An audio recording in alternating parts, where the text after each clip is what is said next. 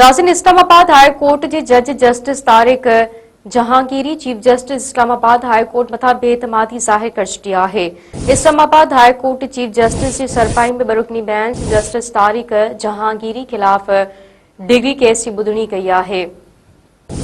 Justice Tariq Jahangiri bench में chief justice Sarfaraz Dogar शामिल थियण ते एतराज़ कंदे चयो त अवां मुख्य अदालती कार्रवाई खां रोकियो, जेको अदालती तारीख़ में कॾहिं नाहे थियो। ईअं त कंहिं पटेवाले खे बि कम खां नाहे रोकियो वेंदो। Chief justice Sarfaraz Dogar remarks ॾींदे चयो त अव्हां खे इंसाफ़ ईअं ई मिलंदो जीअं ॿियनि खे मिलंदो आहे।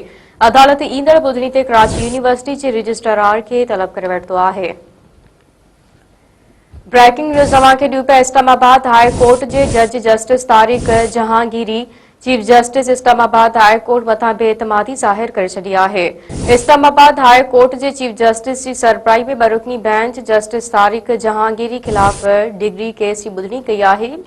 जस्टिस तारिक जहांगीरी बेंच में चीफ जस्टिस सरफराज डोगर जो शामिल थियण ते एतराज़ कंदे चयो त अव्हां मूंखे अदालती कार्रवाई खां रोकियो, जेको अदालती तारीख़ में कॾहिं नाहे थियो।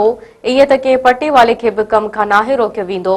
Chief justice Sarfaraz Dogar remarks ॾींदे चयो त अव्हां खे इंसाफ़ ईअं ई मिलंदो जीअं ॿियनि खे मिलंदो आहे। अदालत ईंदड़ ॿुधणी ते कराची यूनिवर्सिटी जे रजिस्ट्रार खे तलब करे वरितो आहे।